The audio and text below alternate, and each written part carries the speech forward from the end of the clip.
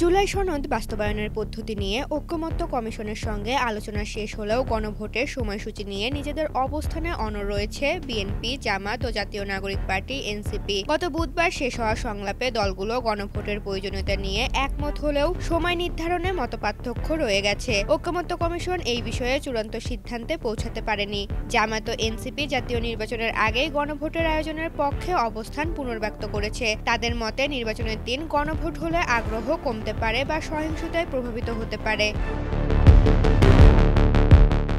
NCP তত্ত্বাবধায়ক সরকার ও সমানুপাতিক প্রতিনিধিত্বের ভিত্তিতে উচ্চকক্ষ গঠন না হলে সংস্কার অর্থহীন হবে বলে জানিয়েছেন। অন্যদিকে বিএনপি নির্বাচনের দিনই গণভোট আয়োজনের পক্ষে। দলটির স্থায়ী কমিটির সদস্য সালাউদ্দিন আহমেদ যুক্তি দিয়েছেন যে এতে ভোটের হার বেশি হবে, জন আগ্রহ বাড়বে এবং খরচ কমবে। কমিশনের পক্ষ থেকেও জানানো হয়েছে গণভোটের সময়সূচি নির্ধারণ করবে সরকার ও নির্বাচন কমিশন। কমিশন তাদের সুপারিশ প্রধান উপদেষ্টা ডক্টর মোহাম্মদ ইউনূসের কাছে দেবে, যিনি উপদেষ্টা পরিষদের সঙ্গে আলোচনা করবেন। চূড়ান্ত জুলাই সনদ রাজনৈতিক দলগুলোর কাছে পাঠানো হবে বলে সিদ্ধান্ত হয়েছে।